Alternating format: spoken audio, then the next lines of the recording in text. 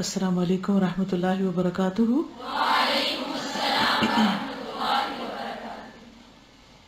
نحمده ونصلي على رسوله الكريم اما بعد فاعوذ باللہ من الشیطان الرجیم بسم اللہ الرحمن الرحیم رب اشرح لي صدری ويسر لي اور اس میں ہم نے بہت سی چیزیں دیکھی کہ جب صلح ہوتی ہے یا صلح ہوتی ہے تو کن کن چیزوں کا خیال رکھا جاتا ہے، کون سے پہلو بہت اہم ہیں، کہاں کہاں کتنا کمپرومائز کرنا پڑتا ہے، حالات تنگ بھی ہوں تو بھی انسان کو امید سے کام لینا چاہیے اور ہر منفی بظاہر منفی نظر آنے والی چیز میں سے بھی مثبت پہلو برآمد کرنا چاہیے۔ بہرحال کچھ متعلقہ چیزیں جو کتاب سے علاوہ ہیں ان کا بھی ذکر کرنا چاہوں گی، کچھ چیزیں دوبارہ ان کی اہمیت کے پیش نظر ریپیٹ بھی کروں گی۔ یہ جو بات ہے کہ ہر چیز کا مثبت پہلو دیکھنا ضروری ہے، اور وہ چیزیں جو ہمیں ناخوشگوار لگیں یا ناگوار لگیں یا ناپسندیدہ ہوں ان میں بھی صبر سے کام لیں، حوصلے سے کام لیں، حلم اور تحمل سے کام لیں اور اچھی بات ہی منہ سے نکالیں۔ اور اگر چیزوں کو ان کی اصلیت پر دیکھیں، یعنی کسی بھی چیز کو اس کی اصل پر دیکھیں تو بھی اللہ سے اچھی ہی امید رکھیں، اگرچہ اس میں کوئی بظاہر خیر نظر نہ بھی آ رہا ہو۔ آج ہم سفارت کے بارے میں بھی کچھ باتیں کریں گے کہ اس صلح میں کچھ لوگ سفیر بن کر آئے تھے، خود حضرت عثمان رضی اللہ تعالی عنہ کو حضور صلی اللہ علیہ وسلم نے سفیر بنا کر بھیجا تھا۔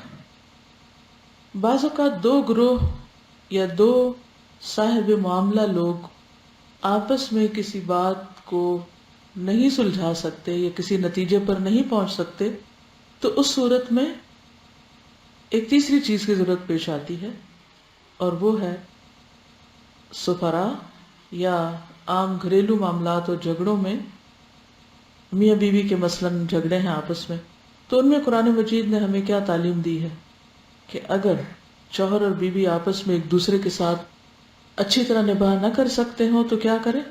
فَبَعَثُوا حَكَمًا مِّنْ أَهْلِهِ وَحَكَمًا مِّنْ أَهْلِهَا، تو مرد اور عورت دونوں طرف کے ثالثی یا جو ان کے حکم ہیں یا جو فیصلہ کرنے والے ہیں یا دوسرے لوگ بیچ میں آ کر، یعنی دونوں خاندانوں کے، وہ آ کر پیچ اپ کروائیں، وہ صلح کروائیں۔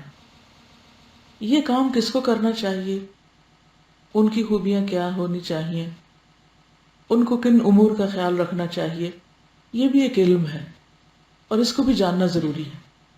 بعض اوقات ہم ایسے لوگوں کے حوالے کام کر دیتے ہیں جو پہلے سے بھی کام خراب کر دیتے ہیں، الٹا بگاڑ پیدا کر دیتے ہیں، تو ہمارے دین نے اس معاملے میں بھی ہمیں بہترین تعلیم دی ہے۔ تو بہرحال چند واقعات کا ذکر کروں گی۔ سب سے پہلے تو عروہ بن مسعود ثقفی کی گفتگو سن کر مکرز بن حفص نے کہا کہ مجھے چھوڑو، میں جا کے بات کرتا ہوں۔ تو لوگوں نے کہا کہ اچھا جاؤ تم محمد صلی اللہ علیہ وسلم کے پاس، لہٰذا وہ آیا تو آپ نے فرمایا یہ مکرز ہے، یہ ایک بدترین آدمی ہے، یعنی اس سے خیر کی توقع نہیں۔ وہ ابھی رسول اللہ صلی اللہ علیہ وسلم سے بات کر ہی رہا تھا کہ سہیل بن عمرو آ گیا۔ جب سہیل آیا تو آپ نے فرمایا اب تمہارا کام آسان ہو گیا۔ مثلا آپ جاب کے لیے جاتے ہیں، بعض اوقات ایک جگہ انٹرویو دیتے ہیں، دوسری جگہ دیتے ہیں، تیسری جگہ دیتے ہیں، یا ایک ہی جگہ پر بورڈ بیٹھا ہوتا ہے اور ان میں سے ایک شخص کا معاملہ کچھ ہوتا ہے، دوسرے کا کچھ، تیسرے کا کچھ، آپ وہی ہوتے ہیں، آپ کا سی وی بھی وہی ہے، لیکن فرق کس سے پڑ جاتا ہے؟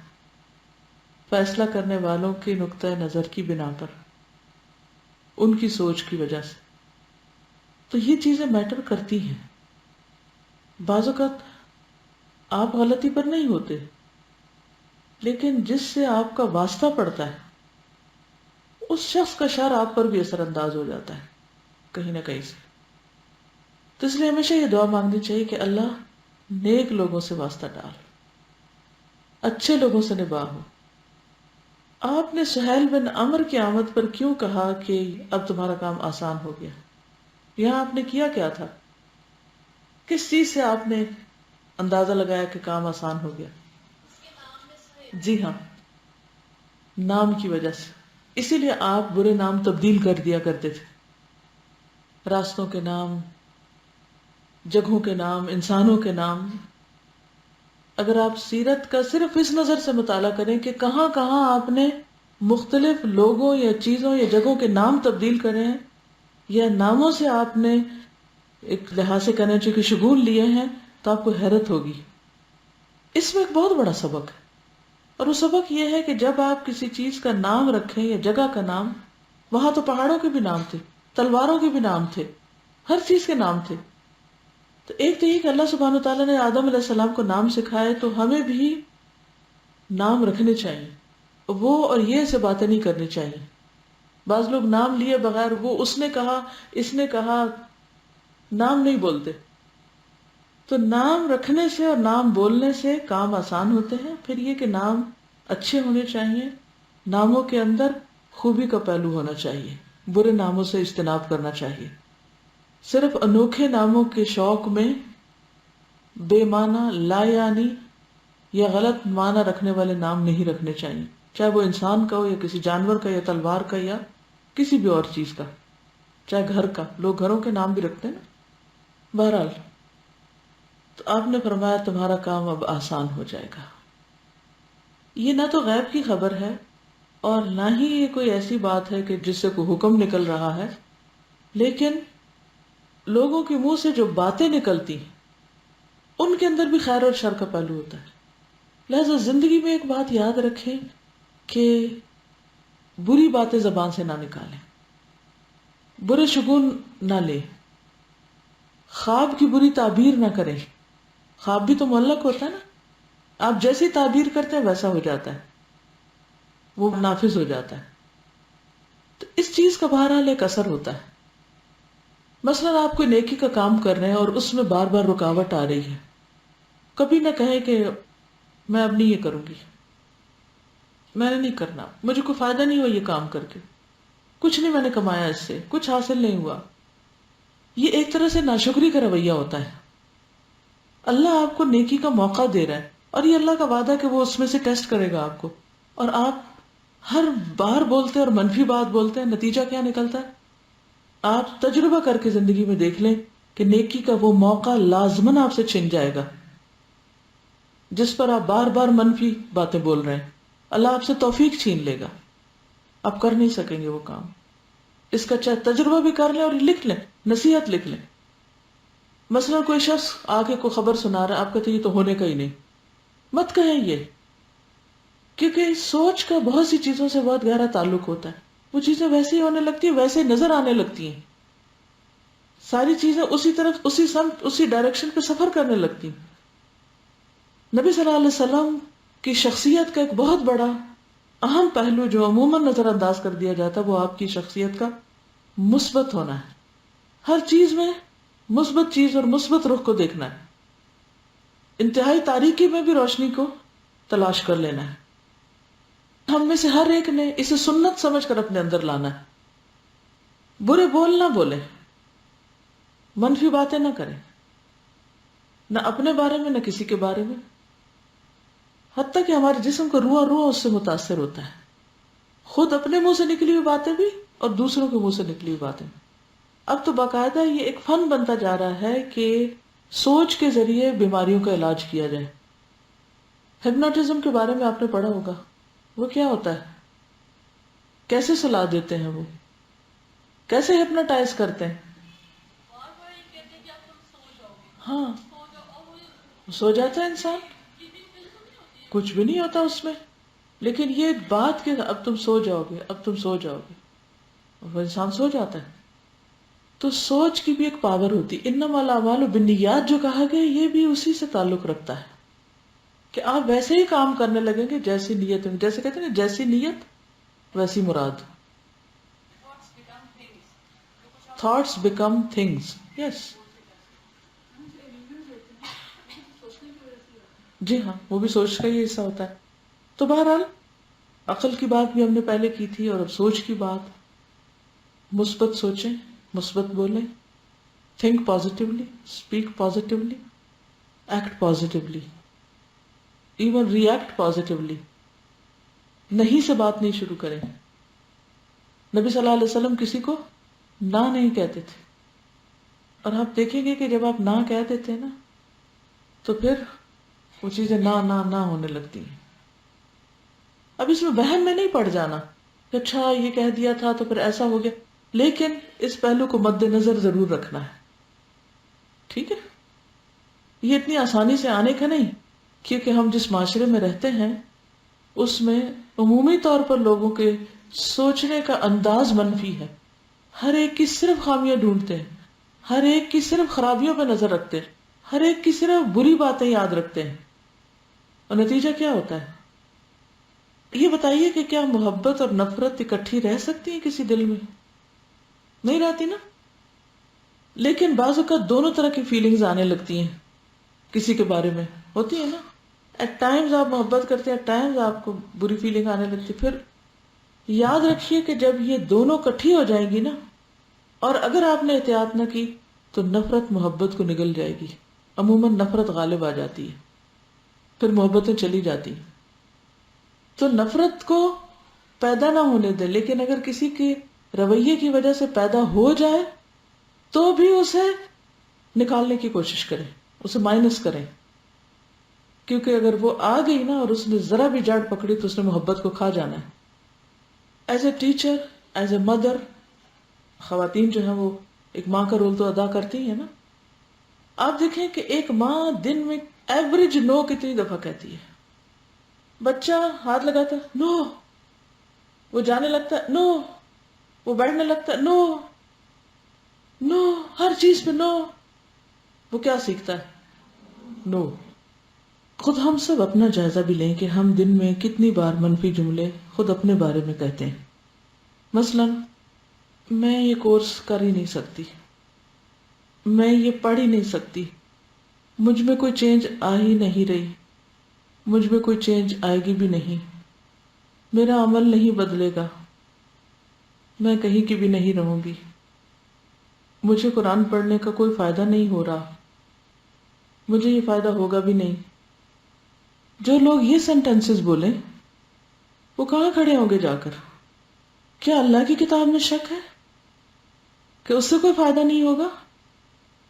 آپ اپنے بارے میں اتنے بے یقین ہیں، اتنے بے اعتماد ہیں کہ آپ بدلیں گے نہیں، اللہ کی مرضی کے مطابق عمل نہیں کر سکیں گے. وہ آئے تو یہ سب، یہ جو ہم کہتے ہیں نا کہ ہم کانفیڈنٹ نہیں ہیں یا ہمیں اپنے اوپر اعتماد نہیں ہے، وہ بھی ایک منفی جملہ ہے. اعتماد تو ہمیں کرنا ہی اللہ پر ہے، توفیق تو وہ دیتا ہے، بھروسہ تو اس پر ہے. یہ سب مایوسی کے جملے ہیں، یہ منفی جملے، ناشکری کے جملے ہیں. اللہ کا وعدہ ہے لئن شکرتم لأزیدنکم، اگر تم نے شکر ادا کیا تو میں تم کو اور زیادہ دوں گا. مثلاً اگر آپ کو 1 میل کا فاصلہ طے کرنا ہے اور ابھی تک آپ صرف 1 قدم اٹھا سکے ہیں، only 1 step، تو اس پر آپ مایوس نہیں ہوں، کیونکہ آپ نے 1 اسٹیپ اٹھا لیا ہے. اور 1000 میل کا سفر کرنے والا بھی 1 اسٹیپ سے ہی سفر شروع کرتا ہے. کوئی جلدی چل لیتے ہیں، کوئی آہستہ چلتے ہیں، لیکن چل تو رہے ہیں. جو چلتا ہے وہ منزل پہ پہنچتا ہے. وہ جو ٹارٹائس کی کہانی ہے اس میں کیا سبق ہے؟ اصل چیز ہے چلتے رہو، do not stop your journey. کیونکہ جہاں آپ بیٹھ گئے، جہاں آپ رک گئے، جہاں آپ پلٹ گئے، جہاں آپ واپس ہو گئے، وہاں آپ نے اپنے آپ کو کاٹ دیا، ختم کر دیا، کل کر دیا. پیچھے نہیں ہٹنا. جنگ کے میدان سے پیچھے ہٹنے میں کتنی خرابیاں ہیں، آپ کو پتا کبیرہ گناہوں میں سے ہے. اس لیے جو کام ہمیں کرنے کا ہے اور جو سیرت کا اصل سبق نظر آ رہا ہے ہم سب کو، وہ کیا ہے کہ be positive in each and every situation, at every step, ہر جگہ، اور ہر چیز کے اندر خیر دیکھیں. اگر ہمیں یہ شک ہے کہ ہمارے اندر نفاق ہے تو اس میں خیر کی بات کیا ہے کہ ہم امپروو کرنے کا سوچیں اپنے آپ کو. ٹھیک ہے نا، کہ جب ہمیں یہ ہوگا کہ ہم نہیں کر پا رہے تو ہماری ایفرٹ تیز ہونی چاہیے، نہ کہ پیچھے ہٹ جانا چاہیے کہ ہم کر ہی نہیں سکتے.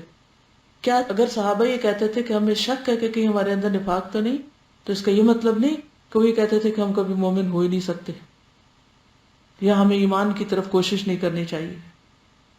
یہ تو ہر انسان کو محسوس ہوتا ہے اور ہونا چاہیے کہ مجھ میں کمی ہے، اور وہ احساس اس لیے ہونا چاہیے تاکہ ہم آگے بڑھ سکیں. وہ احساس اس لیے نہیں ہونا چاہیے کہ ہم اور پیچھے ہو جائیں.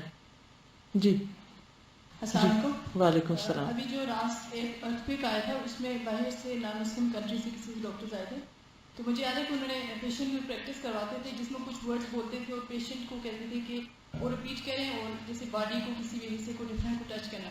تو اس سے ان کی پریکٹس اس طرح کی ہوتی تھی کہ ان کو پین فیل نہیں ہوتی تھی. تو وہ ہم بات کریں کہ ہماری تھنکنگ اور ایکشن بہت ریلیٹڈ ہیں.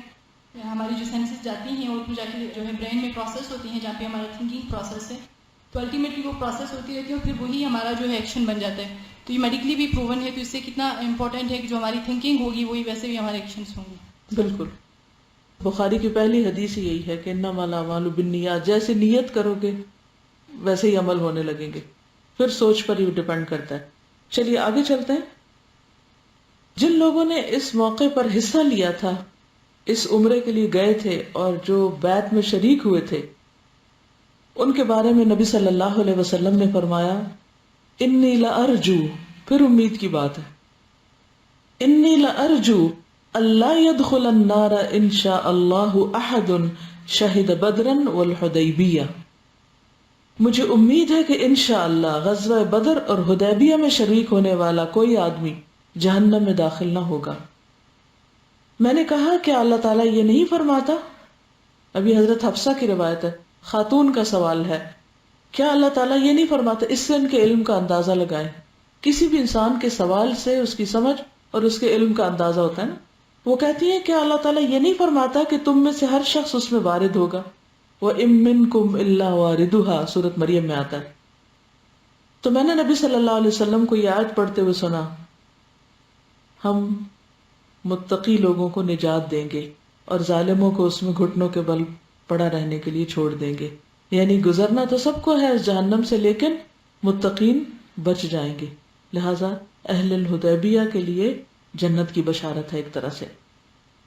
جابر بن عبداللہ کہتے ہیں کہ رسول اللہ صلی اللہ علیہ وسلم نے حدیبیہ کے دن صحابہ سے فرمایا آج تم زمین والوں میں سے سب سے افضل ہو. آج تم زمین والوں سے، یعنی ساری زمین والوں سے افضل ہو.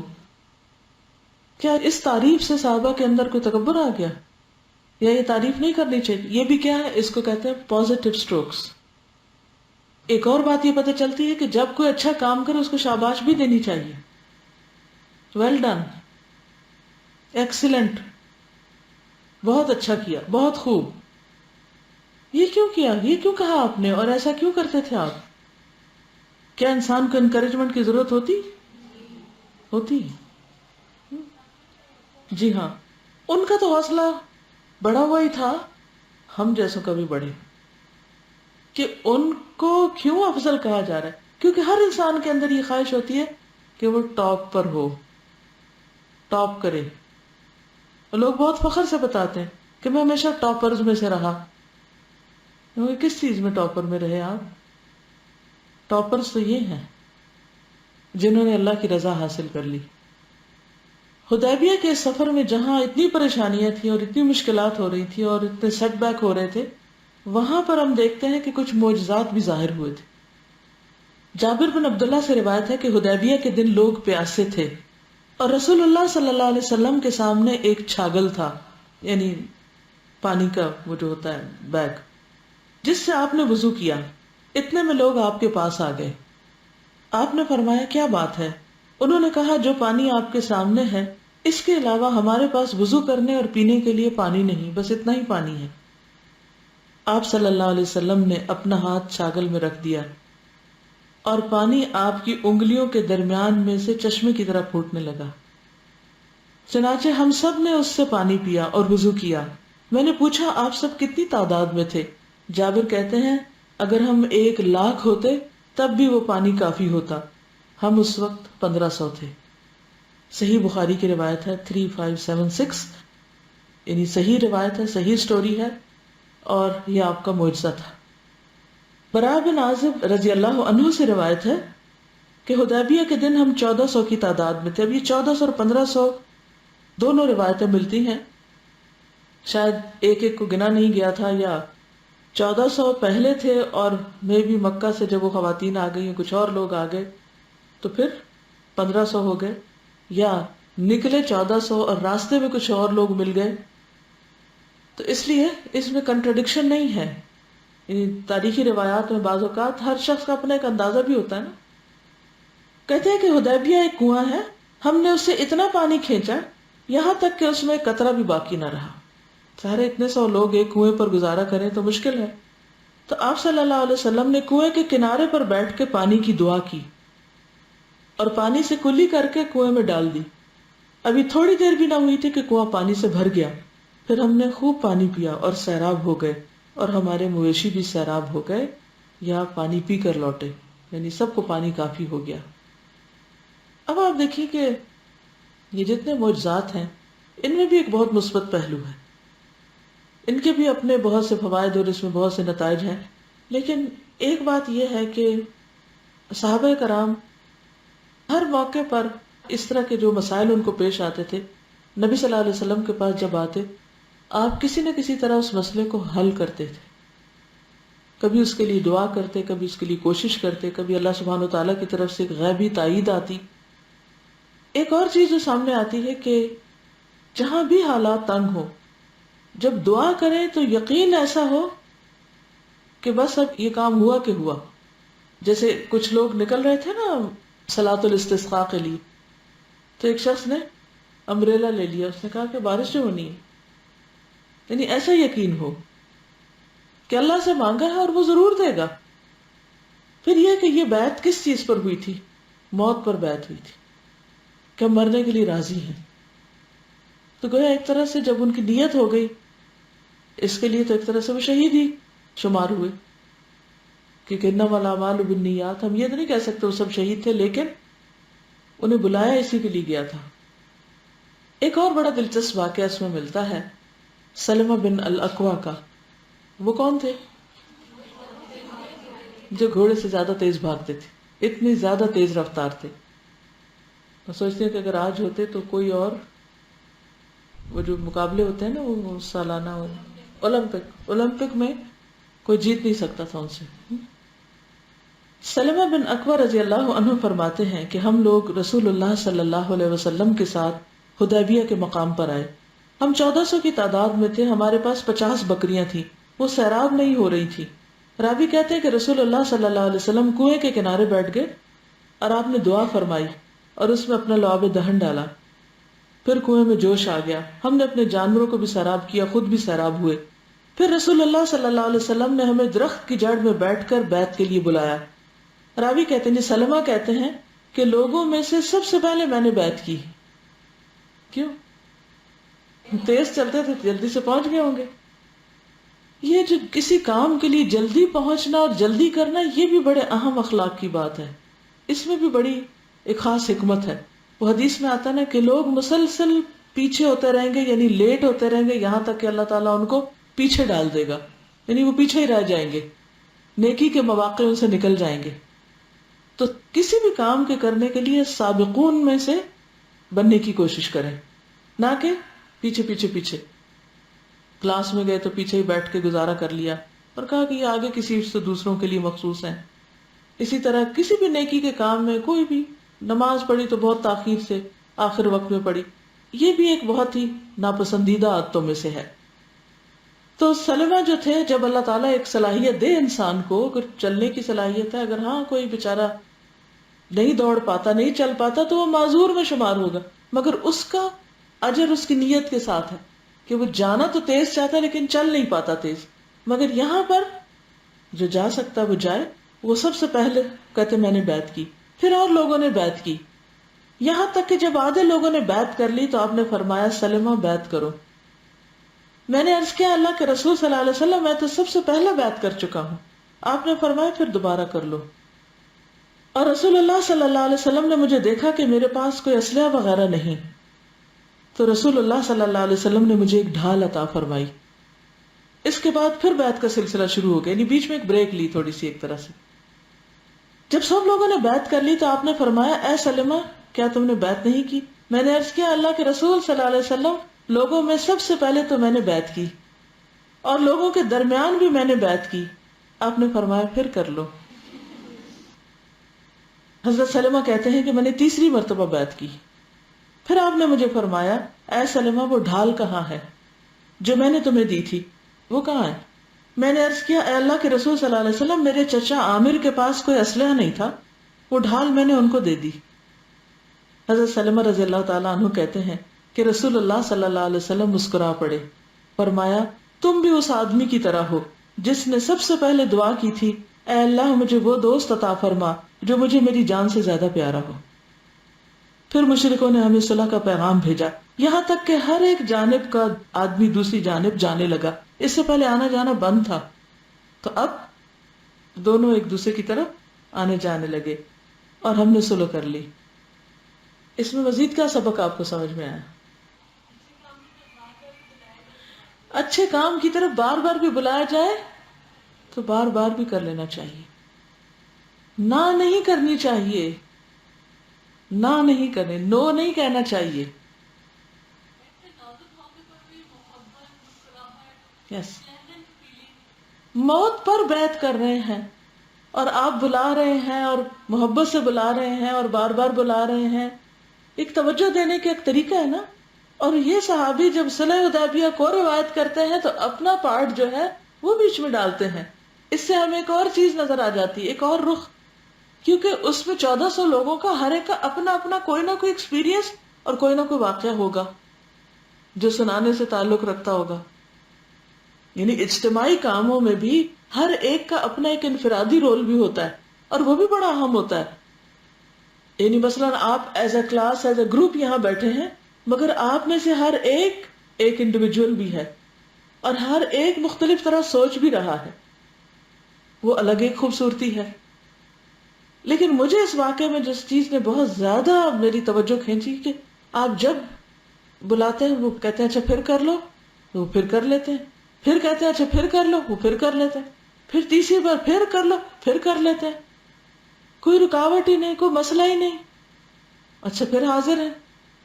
کسی اور کو تو آپ نے یہ نہیں کہا، ان کو کہہ کے ایک مثال قائم کی، کیونکہ آپ کا کوئی بھی عمل بیکار نہیں تھا کہ آپ making fun of people and وقت ضائع کر رہے تھے. نہیں، اس سے بھی کچھ سکھانا مقصود تھا. دیکھیے زندگی میں بعض اوقات ایسے واقعات ہوتے ہیں کہ بعض اوقات ایک دفعہ کوئی ایک واقعہ میں سنا چکتا ہے، اس شخص کو وہ واقعہ بڑا عزیز ہوتا ہے، وہ پھر سنانے لگتا ہے. ہم کہتے ہیں پلیز اسٹاپ اٹ، ہم نے سنا ہوا ہے.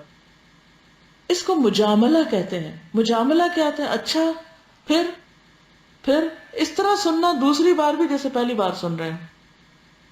اچھا ہم میں سے اکثر لوگ کہتے ہیں ہاں یہ آپ نے پہلے ذکر کیا ہوا ہے اس لیے اب اسٹاپ اٹ، آگے چلیں.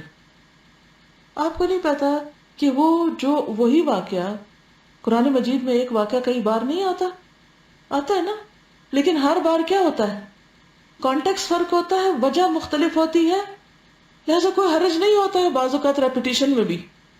کسی کام کے ریپیٹ کرنے میں، کسی کورس کے ریپیٹ کرنے میں، کسی چیز کو بار بار پڑھنے میں، کسی چیز کے بار بار کرنے میں کوئی حرج نہیں. پھر اس میں آپ دیکھیے کہ بعض اوقات والدین جب بڑے ہو جاتے ہیں نا عمر میں، وہ ایک کام بار بار کرنے کو کہتے ہیں، بار بار پوچھتے ہیں، بھول جاتے ہیں. تو اخلاق کا تقاضا کیا ہے کہ اگر کسی نے دوسری دفعہ کہہ دیا تو آپ مسکرا پڑے اور کہیں اچھا ٹھیک ہے اوکے. اب مثلا آپ اپنے بچوں کو کہتے ہیں اچھا تم نے نماز پڑھ لی، اچھا یہ بھی پھر وہی جملہ دوبارہ اپنا دہرائیے، تم نے نماز نہیں پڑھی نا، تم نماز نہیں پڑھی، تم نے نماز پڑھ لی، تم نے نماز پڑھ لی ہے نا. بہرحال ایک ہی بات کو کہنے کے مختلف طریقے ہیں. اب مثلاً اگر آپ کی اماں آپ کو دوسری دفعہ پوچھتی ہے تم نے نماز پڑھ لی، تو آپ کیا کرتے ہیں؟ ماتھا پکڑ کے بیٹھ جاتے ہیں. کتنی دفعہ پوچھیں گی؟ تو یہ معاملہ کرنے کے طریقے سکھائے جا رہے ہیں. انسانوں کے ساتھ جب ہم معاملہ کر رہے ہوتے ہیں، جھگڑے، بیڈ فیلنگز، دلوں کا پٹنا کہاں سے شروع ہوتا ہے؟ ایسی چھوٹے چھوٹے واقعات سے. ہمیں دوسرے کی چھوٹی سی بات دل کو لگ جاتی ہے اور ہم وہیں موڈ آف کر کے بیٹھ جاتے ہیں اور پھر پاس نہیں پھٹکتے، بدگمانیاں لے کے لوٹتے، اس نے تو مجھے یہ کہہ دیا تھا۔ نقصان کس کا ہوتا ہے؟ وہ کہنے والے کو تو خبر ہی نہیں کیا کہا تھا اس نے، اپنا ہی ہوتا ہے۔ اس عادت کو بدلنے کی ضرورت ہے۔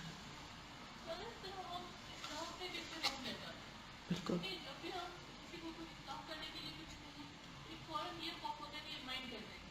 بالکل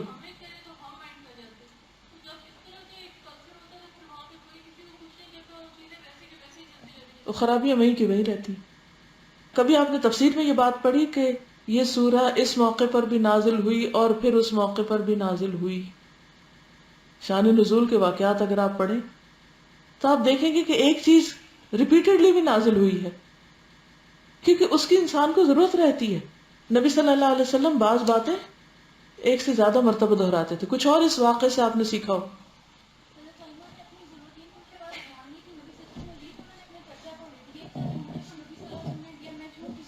بالکل، یعنی ان کی سیکریفائس دیکھیں، اور آپ نے مائنڈ نہیں کیا اچھا تو تم نے میری چیز فلاں کو دے دی آگے، اور ہم اس پہ ناراض ہو بیٹھتے ہیں کہ میں نے تمہارے لیے دی تھی اور تم نے آگے دے، تمہارے نزدیک اس کی کوئی قدر ہی نہیں تھی نا، کوئی ویلیو ہوتی تو تم اپنے پاس اس کو جان سے لگا کے رکھتے۔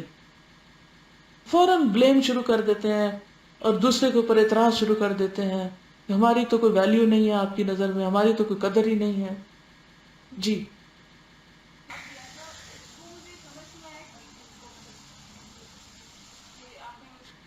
دوست کی مثال اس لیے دی تھی کہ تم فلاں شخص کی طرح جس نے یہ دعا کی تھی کہ تم تو مجھے اپنی جان سے بھی زیادہ پیارے ہو، اپنا اسلحہ کسی کو دینے کا مطلب کیا ہے؟ اپنی ڈھال کسی کو دینے کا کیا مطلب ہے؟ کہ تم نے اپنی ذات پر، اپنی جان پر اپنے چچا کو ترجیح دی، وہ ڈھال جو تمہارے کام آنی تھی تم نے جا کے اپنے چچا کو دے دی، گویا تمہیں ان کی زندگی اپنی زندگی سے زیادہ پیاری ہوئی۔ تم نے تو وہی کام کیا جو فلاں کسی نے کیا تھا جس نے دعا مانگی تھی کہ اللہ مجھے وہ دوست دے جو مجھے میری جان سے زیادہ عزیز ہو۔ یعنی گویا تمہارا اپنے چچا کے ساتھ خیر بھلائی کرنا بہت بڑا کارنامہ ہے کہ اپنی ذات پر دوسرے کو ترجیح دینا۔ وہ مومن کی مثال کیا بتائی گئی ہے؟ خدا کی قسم تم میں سے کوئی شخص اس وقت تک مومن نہیں ہو سکتا جب تک کہ وہ دوسرے کے لیے وہ پسند نہ کرے جو اپنے لیے کر رہا ہے۔ یا وہ پسند تو بڑی دور کی بات ہے،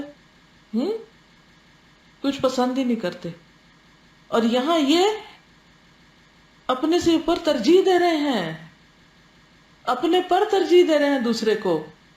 دیکھیے جنگ کا موقع ہو اور آپ کے پاس ڈھال ہو اور وہ بھی اللہ کے رسول کی دی ہوئی ہو، دے دیں گے جا کے کسی کو؟ اچھا، بہت سی مٹیریل چیزوں کے ساتھ ہماری صرف سینٹیمنٹل اٹیچمنٹ ہوتی، وہ جنگ اکٹھا کرنے کی ایک بہت بڑی وجہ ہوتی، اور جتنی زیادہ چیزیں جمع ہوتی ہیں اتنے ہمارے لیے وبال جان ہوتی۔ یہ برتن فلاں نے دیا تھا، یہ ڈھال فلاں نے دی تھی، یہ پین فلاں نے دیا تھا، یہ فلاں کا، یہ فلاں کا، اور ڈھیروں ڈھیر چیزیں اکٹھی، اور جب ہم مر جائیں گے تو ہماری چیزیں اٹھا کے وہ دراز خالی کریں گے یوں الٹ کے بن میں، کیونکہ کسی اور کی تو ان کے ساتھ کوئی سینٹیمنٹل اٹیچمنٹ نہیں ہے۔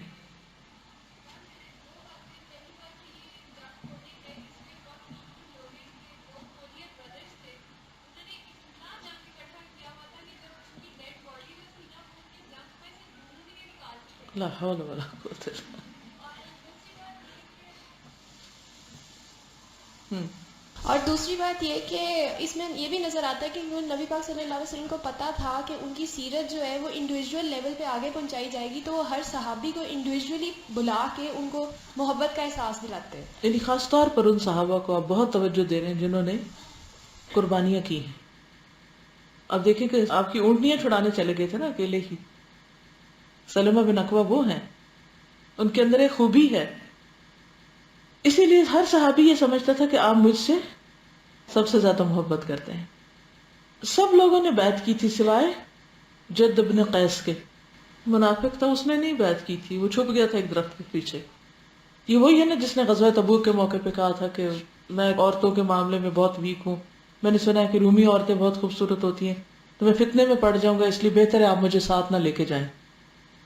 تو وہی جو پیچھے رہتا ہے پھر وہ پیچھے ہی رہ جاتا ہے، تو پیچھے رہنے والوں میں شامل نہ ہو۔ پھر اس موقع پر ہوا یہ تھا کہ جب صلح ہو گئی تو قریش نے مطالبہ کیا کہ ہمارے جو غلام بھاگ چکے ہیں اسلام لا کر ان کو واپس کیا جائے. تو آپ نے ان کو واپس کرنے سے انکار کیا تھا، اور یہ صلح سے پہلے تھا. آپ نے فرمایا یہ اللہ کے آزاد کیے ہوئے ہیں، کیونکہ قریش کا الزام کیا تھا کہ یہ غلامی سے بھاگ کر گئے، حالانکہ وہ اسلام لا کر گئے تھے. ابو رافع سے روایت ہے کہ صلح حدیبیہ کے موقع پر کفار قریش نے مجھے رسول اللہ صلی اللہ علیہ وسلم کی طرف بھیجا. جب میں نے آپ کو دیکھا تو میرے دل میں اسلام کی رغبت ڈال دی گئی. بس میں نے کہا یا رسول اللہ، اللہ کی قسم میں اب کبھی بھی ان کفار کے پاس واپس نہیں جاؤں گا. انہوں نے بھیجا بات کرنے کے لیے اور وہ وہیں مائل گھائل ہو گئے، وہیں بیٹھ گئے. میں نے نہیں واپس جانا. رسول اللہ صلی اللہ علیہ وسلم نے فرمایا میں نہ تو عہد کو توڑتا ہوں اور نہ قاصدوں کو قید کرتا ہوں، البتہ تم واپس چلے جاؤ. اگر تمہارے دل میں وہ چیز قائم رہے جو اب ہے تو پھر واپس آ جانا، لیکن ابھی تم ایک مشن پر ہو. ابو رافع کہتے ہیں کہ میں واپس گیا، دوبارہ نبی صلی اللہ علیہ وسلم کی خدمت میں آیا اور اسلام قبول کر لیا. یہ بھی ایک خوبصورت مثال ہے کہ آپ صلی اللہ علیہ وسلم کس طرح لوگوں کی تربیت کرتے تھے کہ نہیں، اس وقت تم جس کام پہ آئے پہلے وہ کرو، پھر واپس جاؤ، پھر آنا. جابر بن عبداللہ سے روایت ہے کہ رسول اللہ صلی اللہ علیہ وسلم نے فرمایا کون ثنیۃ المرار پر چڑھے گا اس کے گناہ اسی طرح معاف کر دیے جائیں گے جیسے بنی اسرائیل کے معاف کر دیے گئے تھے. جابر نے کہا تو سب سے پہلے اس گھاٹی پر ہمارے گھوڑے چڑھے، یعنی قبیلہ خزرج کے، اس کے بعد آگے پیچھے سب لوگ چڑھے. بس رسول اللہ صلی اللہ علیہ وسلم نے فرمایا تم میں سے ہر ایک کو بخش دیا گیا سوائے اس شخص کے جو سرخ اونٹ والا ہے. اشارہ کس کی طرف ہوگا؟ جی، جد بن قیس کی طرف. ہم اس شخص کے پاس گئے، ہم نے اس سے کہا چلو تاکہ رسول اللہ صلی اللہ علیہ وسلم تمہارے لیے مغفرت کی دعا کرے. وہ بولا اللہ کی قسم میں اپنی گمشدہ چیز پا جاؤں، یہ میرے نزدیک اس بات سے زیادہ پسندیدہ ہے کہ تمہارے صاحب میرے لیے مغفرت چاہیں. کہا وہ شخص اپنی گمشدہ چیز ڈھونڈ رہا تھا. تو بعض اوقات انسان کوئی چیز ڈھونڈتے کسی خاص چیز کی تلاش میں دین کے کسی اہم کام سے پیچھے رہ جاتا ہے. تو دنیا کے چھوٹے چھوٹے کاموں، چھوٹی چھوٹی لالچ اور مال کی محبت میں اصل کو نہ کھو بیٹھے، بہت بڑا خسارہ ہوگا.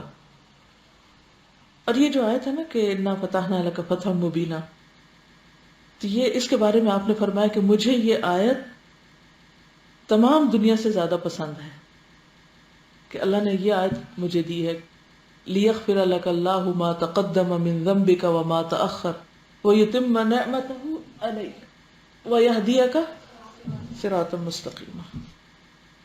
تو انہوں نے کہا کہ یہ مجھے ساری دنیا سے زیادہ پسند ہے. تو صحابہ نے کہا یا رسول اللہ آپ کو مبارک ہو، اللہ نے آپ کو یہ دولت عطا فرمائی، ہمارے لیے کیا ہے؟ آپ پر تو اللہ اتنا راضی ہے، ہمارے لیے کیا ہے؟ ہم بھی تو اکثر یہ کہتے ہیں نا وہ تو اللہ کے رسول تھے، ہم تو بیچارے. تو اس پر یہ آیت نازل ہوئی لِيُدْخِلَ الْمُؤْمِنِينَ وَالْمُؤْمِنَاتِ جَنَّاتٍ تَجْرِي مِن تَحْتِهَا الْأَنْهَارُ خَالِدِينَ فِيهَا وَيُكَفِّرُ عَنْهُمْ سَيِّئَاتِهِمْ وَكَانَ ذَلِكَ عِندَ اللَّهِ فَوْزًا عَظِيمًا. یہ سب سے بڑی کامیابی تھی اللہ کے نزدیک. کیا؟ جنت میں داخلے کا وعدہ اور گناہوں کے کفارے کا. کس بنا پر؟ اس بیعت کی بنا پر. آپ کو وہ واقعہ بھی یاد ہوگا کہ جس میں آپ نے عقیدے کی اصلاح کی تھی. جب حدیبیہ میں بارش کے بعد جو رات میں بارش ہوئی تو حضور صلی اللہ علیہ وسلم نے صبح کی نماز پڑھائی تو فرمایا کہ اس بارش کی وجہ سے کچھ لوگ مومن ہوئے اور کچھ کافر ہوئے. مومن کون؟ جنہوں نے کہا کہ اللہ نے برسائی بارش. اور کافر کون؟ جنہوں نے کہا کہ فلاں ستارے کی وجہ سے بارش برسی. تو یہ جو سٹارز وغیرہ کے پیچھے پڑتے ہیں نا لوگ، میرا ستارہ یہ اور اس کا وہ ہے، اور اس ستارے کی وجہ سے اس کے اوپر نحوست آ گئی اور وہ ستارہ اس جگہ پہ داخل ہو گئے، ان چیزوں سے بھی قطعاً پرہیز کرنا چاہیے. اور بہت اہم لیسن جو اوور آل سارے واقعے سے نکلتا ہے وہ یہ ہے کہ ہر طرح کے حالات میں پرسکون رہنا، ہر طرح کے حالات میں پرسکون رہنا. بڑے سے بڑے صدمے، بڑے سے بڑے نقصان اور بڑے سے بڑے غم کے موقع پر بھی سینسز کو برقرار رکھنا. عبداللہ بن مسعود سے روایت ہے کہ صلح حدیبیہ کے دنوں میں ہم رسول اللہ صلی اللہ علیہ وسلم کے ساتھ آئے تو آپ نے پوچھا ہمارا پہرا کون دے گا؟ بلال رضی اللہ تعالیٰ عنہ نے کہا کہ میں، چنانچہ سب لوگ سوتے رہے یہاں تک کہ سورج نکل آیا۔ نبی صلی اللہ علیہ وسلم بیدار ہوئے اور فرمایا تم ویسا ہی کرو جیسا کرتے تھے، بس ہم نے ایسا ہی کیا۔ اس کے بعد آپ صلی اللہ علیہ وسلم نے فرمایا جب تم میں سے کوئی سو جائے یا بھول جائے تو ایسا ہی کیا کرے۔ کیا مطلب تھا؟ ویسا ہی کرو جیسا تم پہلے کرتے تھے، یعنی ابھی نماز پڑھ لو، کیونکہ صبح اٹھ کے سب سے پہلے انسان نماز ادا کرتا ہے۔ تو اس سے یہ بھی پتہ چلتا ہے کہ اگر کسی وجہ سے انسان کی نماز چلی جائے فجر کی یا کوئی بھی، تو اس کو پہلی فرصت میں پوری نماز پڑھ لینی چاہیے، ویسے ہی کرو جیسے پہلے کرتے تھے، جیسے عام دنوں میں کرتے۔ سفارت کے بارے میں چند باتیں میں آپ سے کرنا چاہوں گی کہ سفیر کیسا، اگرچہ آپ کا براہ راست اس سے تعلق نہیں، لیکن معلوم ہونا ضروری ہے کہ اسلام کا نظام سفارت کس قسم کا ہے۔ ہمارے ملک میں جب کسی کو سفیر مقرر کیا جاتا ہے کیا دیکھا جاتا ہے؟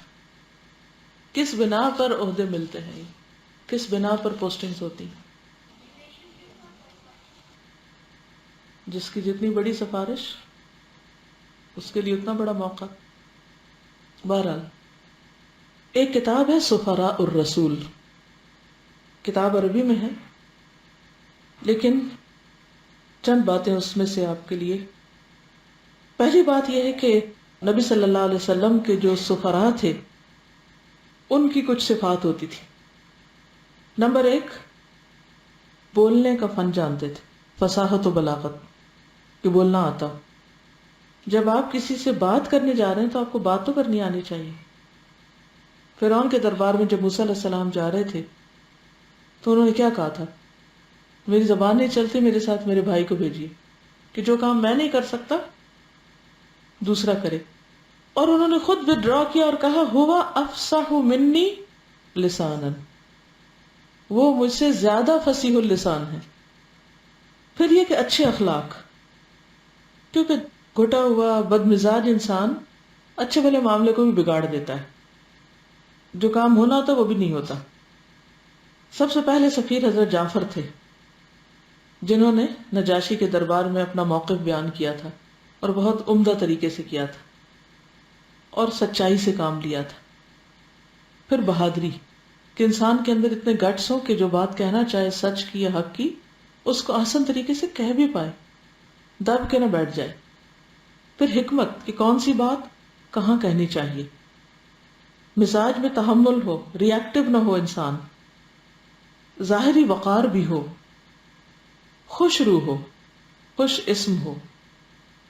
نبی صلی اللہ علیہ وسلم نے فرمایا جب تم میری طرف کوئی پیغام رساں بھیجو تو خوش روح اور خوش اسم آدمی کا انتخاب کیا کرو۔ آپ نے دیکھو کہ بعض اوقات ایک صحیح بات، درست بات کو ایسا شخص لے کے آتا ہے کہ آپ کو غصہ آ جاتا ہے کہ نہیں کرنا مجھے یہ کام۔ تو بہت اہم سبق ہے کہ جب آپ کسی کے لیے کوئی پیغام دے کے بھیجیں تو نمبر 1، وہ سمجھتا ہو پیغام، وہ بات بدل نہ دے، سچا ہو، صاحب حکمت ہو، ٹھا کر کے نہ جا بات مارے کہ وہ آپ کا بھی امیج خراب کر دے۔ یہ بہت اہم ہے۔ خوش لباس بھی ہو۔ عبداللہ بن عباس فرماتے ہیں کہ جب خوارج کے فتنے کا آغاز ہوا، خوارج کے بارے میں پڑھا ہوگا آپ نے، تو میں حضرت علی کے پاس آیا۔ انہوں نے مجھ سے فرمایا کہ تم ان لوگوں کے پاس جاؤ، خوارج کو سمجھاؤ جا کر۔ تو میں نے یمن کے بہترین جبوں میں سے سب سے اچھا جبہ پہنا۔ ابو زمیل کہتے ہیں کہ حضرت ابن عباس ایک خوبصورت اور وجیح مرد تھے۔ ابن عباس کہتے کہ میں ان کے پاس آیا تو وہ کہنے لگے اے ابن عباس، ہم آپ کو خوش آمدید کہتے ہیں، یہ کیا جبہ ہے؟ وہ کہنے لگے میرے اوپر کیا عیب لگاتے ہو؟ بے شک میں نے رسول اللہ صلی اللہ علیہ وسلم کو جبوں میں سے بہترین جبہ پہنے ہوئے دیکھا ہے۔ یعنی انہیں سب سے پہلے خوارج کو اعتراض ہوا ان کے لباس پر، تو انہوں نے کہا کہ تم مجھے اس بات پہ روک رہے ہو، یہ اس بات پہ تم مجھے برا بھلا کہہ رہے ہو، جبکہ نبی صلی اللہ علیہ وسلم نے اگرچہ روز نہیں پہنا مگر ایک موقع پر پہنا۔ تو موقع محل کی مناسبت سے اچھے لباس کا انتخاب بھی ضروری ہے کہ آپ کس مجلس میں جا رہے ہیں، کس محفل میں جا رہے ہیں۔ ٹھیک ہے، مثلا آپ اسلام کے امبیسڈر بن کے جا رہے ہیں، کبھی گئے آپ کہیں ابھی تو ہم اسلام پڑھ رہے ہیں، پھر وقت آئے گا تو کبھی کوئی تبلیغ کرنے جائیں گے۔ سفیر صرف وہی نہیں ہوتا جو امبیسڈر کسی ملک کا کسی جگہ پر جاتا ہے. آپ مثلا اپنے بچے کو ایک پیغام دے کے کسی نیبر کے گھر بھیج رہے ہیں، یہ بھی سفارتکاری ہے، یہ بھی پیغام لے کے جانا ہے. اس کو بھی آداب سکھائیں کہ آپ پہلے جائیں، دروازہ زور سے نہیں نوک کرنا، آہستہ کرنا، سلام کرنا، آرام سے بات کرنا، اونچی آواز سے نہیں بولنا. یہ ادب آداب ہیں کسی کے پاس بھی پیغام لے جانے والے کے لیے. اسی طرح مثلا آپ کو مثلا کسی کالج میں بلایا جاتا ہے کہ آئیے ہمارے بچوں کو کوئی اسپیچ دیں یا کوئی ان کو کچھ کر کے دکھائیں، تو کیسے جائیں گے آپ؟ وہ کچھ بھی پہنا ہو، کسی بھی حال میں چل پڑے؟ نہیں، آسان طریقے سے حسب حال. تو حالات کی مناسبت سے اگر لباس میں تبدیلی کی جائے تو اس میں کوئی گناہ کی بات نہیں، یہ چیز آپ کے ذہن میں واضح ہونی چاہیے. پھر خوبصورت انداز تبلیغ ہو. عمر بن مامون کہتے ہیں کہ نبی کریم صلی اللہ علیہ وسلم کے قاصد معاذ بن جبل ہمارے ہاں یمن میں تشریف لائے. سحری کا وقت تھا. وہ بلند اور باروب آواز کے ساتھ تکبیر کہتے جا رہے تھے. میرے دل میں ان کی محبت رچ بس گئی، صرف ان کے تکبیر پڑھنے کے انداز سے، کیونکہ آواز بھی متاثر کرتی ہے انسان کو. چنانچہ میں ان سے اس وقت تک جدا نہ ہوا جب تک شام میں ان کی وفات کے بعد ان کی قبر پر مٹی نہ ڈال دی گئی، اللہ کی رحمتیں ان پر نازل ہوں. وہ کہتے ہیں نا پہلی نظر میں محبت ہونا. اب ہماری تو پہلی نظر کی محبتیں ہوتی ہیں، بس وہ پہلی نظر میں ہوئی، پھر ہوئی، اور اس کے بعد تو کون میں کون. اور پھر یہاں پر آپ دیکھیں کہ ٹھیک ہے محبت ان سے ہوئی تھی، لیکن ان کے مشن میں ان کا ساتھ دے رہے تھے. اور عمر ابن میمون کہتے ہیں کہ میں مرنے تک ان کے ساتھ رہا. ساتھ رہے سے مراد ہی نہیں کہ ہر جگہ ساتھ ہی گیا، یعنی ان کے مددگاروں میں شامل رہا. آغاز کس سے ہوا تھا؟ خلاصہ یہ کہ دین کا پیغام کس طرح پہنچائیں؟ خوبصورت سے خوبصورت آواز میں، خوبصورت سے خوبصورت انداز میں. بیسیکلی آواز سے مراد یہاں انداز ہے. اللہ کا نام لے رہے ہیں اور ڈھیلی ڈھالی تکبیریں آپ پڑھ رہے ہیں، کس کے دل پہ روب پڑے گا؟ یہی عمر ابن میمون کہتے ہیں کہ معاذ بن جبل کھڑے ہوئے اور کہا، اے بنو عود، میں رسول اللہ صلی اللہ علیہ وسلم کا قاصد ہوں.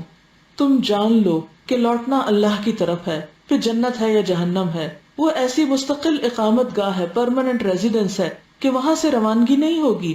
وہ ہمیشگی ہے جس میں موت نہ آئے گی. وہاں ایسے جسم ہوں گے جو مرنے والے نہیں. یہ ان کا پہلا خطبہ تھا. الفاظ کا انتخاب کتنا خوبصورت تھا. بات وہی تھی لیکن بھدے انداز میں نہیں کہی، خوبصورت انداز میں کہی.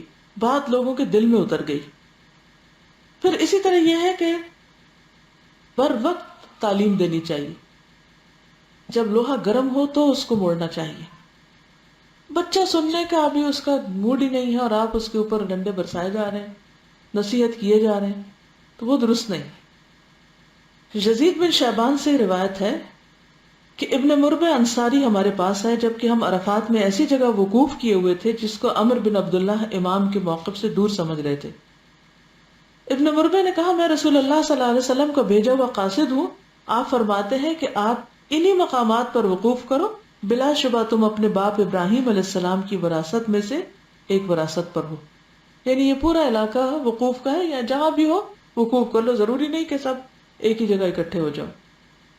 پھر اسی طرح یہ ہے کہ جو پیغام جیسا دیا جائے ویسا امانت کے ساتھ ادا کیا جائے. حکمت کا تقاضا یہ نہیں کہ آدھی بات بتائیں اور آدھی بتائیں بغیر، یا معنی بدل دیا جائے اس کا. پھر اسی طرح یہ ہے کہ مصائب پر صبر کرنے والا ہو انسان، کیونکہ آپ دیکھیں گے کہ نبی صلی اللہ علیہ وسلم کے بعض سفراء کو قتل بھی کیا گیا، بعض پہ مشکلات بھی آئیں. مثلا آپ کے ایک قاصد ہیں ابو امامہ، کہتے ہیں کہ آپ نے مجھے میری قوم باہلہ کی طرف بھیجا. میں ان کے پاس پہنچا تو بھوکا تھا، اس وقت وہ کھانا کھا رہے تھے. وہ میری طرف متوجہ ہوئے، میری عزت کی، انہوں نے خوش آمدید کہا اور کہا کہ میں خبر موصول ہوئی کہ تم اس آدمی کی طرف مائل ہو گئے، یعنی محمد صلی اللہ علیہ وسلم کی طرف. میں نے کہا نہیں، میں تو اللہ اور اس کے رسول پر ایمان لایا ہوں.